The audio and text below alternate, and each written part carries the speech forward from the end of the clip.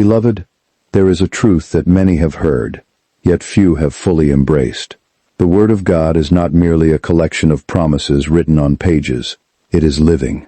It is active. It carries the very life of God within it. Too many people are waiting for healing, while neglecting the medicine heaven has already provided.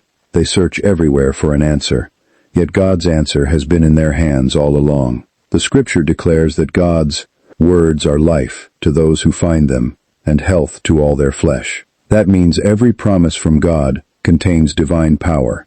Every word spoken by faith becomes a weapon against sickness, fear, weakness, and despair.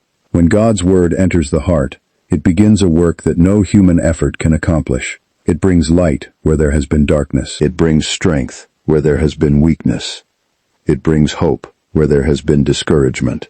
Many believers read the word but never release it. They know the promises, but do not speak them. They hear about healing, but do not declare it over their lives. Faith was never designed to remain silent. Faith speaks. Faith agrees with God.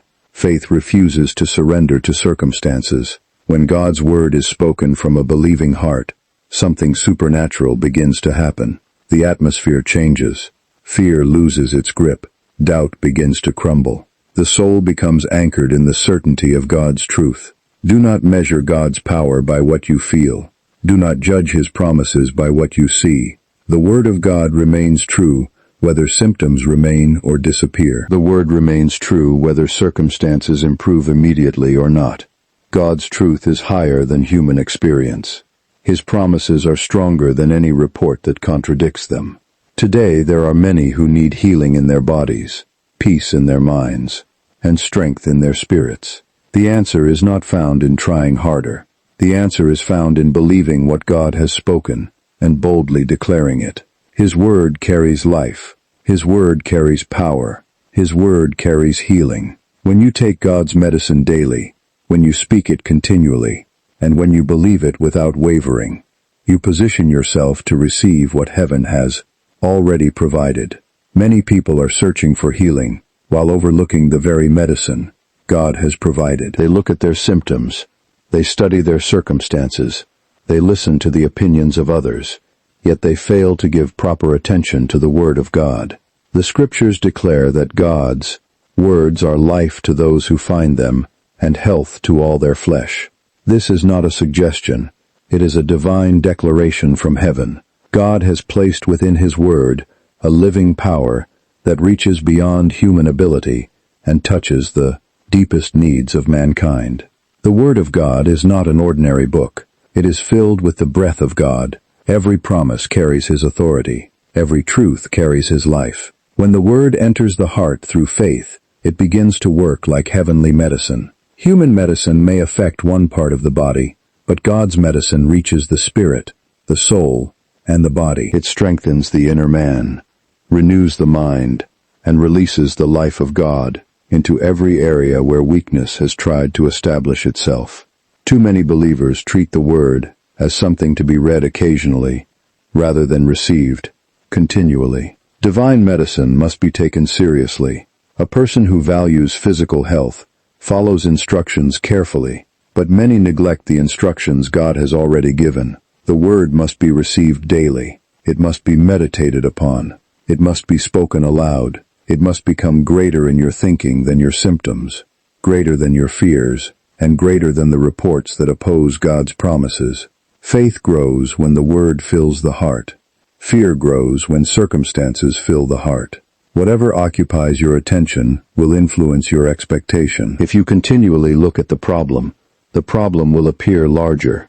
If you continually look at God's promise, the promise will become stronger within you. God never intended His people to be governed by what they see. He intended them to be governed by what He has spoken. The power of God's medicine is not limited by age, weakness, or human impossibility. The same Word that brought creation into existence still carries creative power today. That Word can bring strength where there is weakness, peace where there is turmoil, and life where there has been discouragement. The promises of God are not empty words. They are filled with divine life, waiting to be received by those who dare to believe God above every natural circumstance. There is a moment when healing begins. And that moment is not when circumstances change, not when feelings improve, and not when visible evidence appears.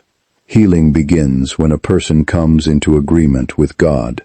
The greatest battle is often not against sickness itself, but against unbelief. Many people desire God's promises, yet they struggle to believe that those promises belong to them. Faith, however, takes hold of what God has spoken and treats it as an established fact long before it is seen in the natural realm. God has never asked his people to place their confidence in symptoms, reports, or appearances. He has asked them to place their confidence in his word. The promises of God are not strengthened by human approval, nor are they weakened by human doubt. They stand forever, because they are founded upon the character of God himself. When a believer chooses to believe God's word above every conflicting voice, something begins to change within the heart. Fear loses its authority. Uncertainty begins to disappear. Expectation rises, because faith is taking root. Many wait until they feel healed before they believe. God's order is different. Believe first, then receive. Trust first, then see the manifestation. Faith reaches beyond present circumstances and lays hold of the reality of God's promise. It refuses to be governed by natural evidence. It looks at what God has said and declares that his word is true regardless of what may be happening at the moment. The enemy often works to keep believers focused on what is wrong. He wants them to speak continually about weakness, pain, limitation, and defeat. But faith speaks differently. Faith agrees with God. Faith declares his promises. Faith refuses to give greater authority to circumstances than to the word of the living God. What fills the heart will eventually come out of the mouth. A heart filled with doubt speaks doubt. A heart filled with faith speaks faith. Every promise of healing found in Scripture was given to produce confidence in God's people. Those promises reveal the heart of a father who delights in blessing his children. They reveal a Savior who bore suffering and carried burdens so that his people might walk in victory. Faith receives these truths personally. It does not admire them from a distance.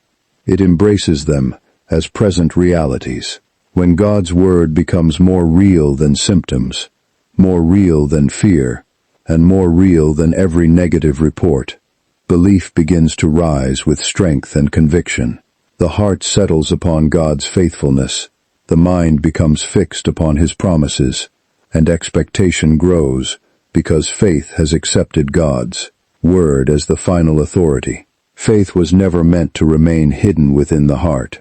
Faith is alive, and because it is alive, it speaks. God created the world through words filled with divine authority. Again and again the Scripture declares, "And God said." His words carried power, and what he spoke came into being. In the same way, God has ordained that faith-filled words become instruments through which his people express confidence in his promises. The mouth becomes a channel through which faith is released. Many believers desire healing, yet they continually speak in agreement with weakness. They talk more about their problems than about God's promises. They rehearse their fears more than they declare God's truth. They describe what the enemy is doing rather than proclaim what God has already spoken. The words of a believer reveal what is filling the heart. When faith fills the heart, faith will eventually fill the mouth. When doubt fills the heart, doubt will eventually be heard in conversation. God has given tremendous importance to the words that proceed from the mouth. The tongue can either strengthen faith or weaken it. It can either agree with God's promises or magnify the circumstances that oppose them. Faith-filled speech does not deny facts, but it refuses to allow facts to become greater than God's word. It acknowledges God's authority above every natural condition. It declares that what God has spoken is more reliable than what human eyes can see. The enemy understands the power of confession. That is why he continually seeks to fill minds with fear, uncertainty, and discouragement. He wants believers to repeat words of defeat until those words become deeply rooted. But God's people must learn to answer fear with faith. They must answer weakness with God's promises. They must answer doubt with the authority of Scripture. Every declaration of God's Truth strengthens the inner man and builds confidence in his faithfulness. When a believer speaks the word of God with conviction, those words do more than create positive thinking. They release agreement with heaven. They establish God's truth in the heart. They drive away unbelief and strengthen expectation. The promises of God become increasingly real as they are spoken, meditated upon, and embraced by faith. There are times when circumstances appear unchanged and symptoms seem persistent. Those are often the moments when faith-filled words become most important. Anyone can speak confidently when victory is visible, but faith speaks before the evidence appears. Faith declares God's promise while the battle is still raging. Faith continues to confess God's truth because it knows that God's word cannot fail. The believer who fills his mouth with God's promises begins to align his heart with divine reality, and expectation rises because every faith-filled declaration points toward the certainty of what God has spoken. One of the greatest enemies of healing is doubt. Doubt does not usually arrive suddenly. It grows when people give more attention to circumstances than to God's word. It gains strength when symptoms are examined more carefully than the promises of God. It develops when fear is entertained and negative reports are allowed to occupy the mind. The enemy understands that if he can weaken confidence in God's word, he can rob believers of the bold faith that receives from heaven. God never intended his people to live according to what they see. The natural man depends upon visible evidence before he believes, but faith operates differently. Faith believes because God has spoken. Faith stands because God is faithful. Faith remains unmoved because it has anchored itself in the unchanging word of God.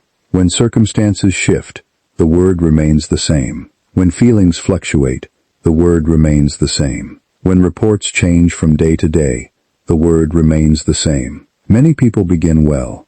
They hear the promises of God and rejoice. They feel encouraged and expect great things. But when challenges arise, they allow doubt to enter their thinking. They begin to question whether God will fulfill his word. They begin to focus on delays instead of promises. They measure God's faithfulness by present circumstances rather than by his eternal truth. This is why believers must guard their hearts diligently. Whatever gains control of the mind will eventually influence faith. The battle is often won or lost in the realm of thought. A mind continually filled with fear will struggle to maintain confidence in God. A mind continually filled with God's promises will become established in faith. The Word of God must become the dominant voice in a believer's life. It must speak louder than symptoms, louder than fear, louder than discouragement, and louder than every circumstance that seeks to challenge God's authority. Standing on God's word requires determination. There are moments when nothing in the natural realm appears to support faith. Those are the moments when true trust is revealed. Faith does not retreat because opposition appears. Faith does not surrender because answers seem delayed. Faith continues to hold firmly to God's promise because it knows that God cannot lie and cannot fail. The believer who refuses doubt and chooses to stand upon God's word develops spiritual strength. Confidence grows through every test. Conviction deepens through every challenge. The promises of God become more real than visible circumstances. Fear loses its influence because faith has taken its place. The heart becomes fixed upon God's faithfulness. The mind becomes settled upon his truth. And expectation remains alive because every promise rests upon the character of a God whose word endures forever.